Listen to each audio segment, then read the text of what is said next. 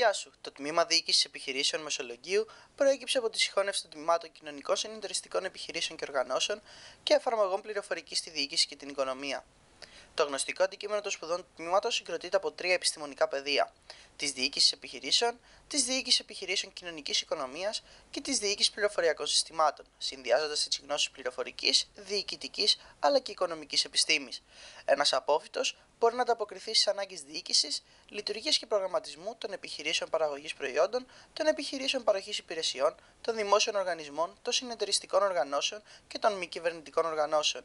Έτσι, οι επιλογές για επαγγελματική αποκατάσταση είναι πολλές, περιλαμβάνοντας μια μεγάλη γκάμα επαγγελμάτων σε πολλαπλούς τομείς της σύγχρονης αγοράς εργασίας. Μην το σκέφτεσαι, διάλεξε την κατεύθυνση που σου ταιριάζει.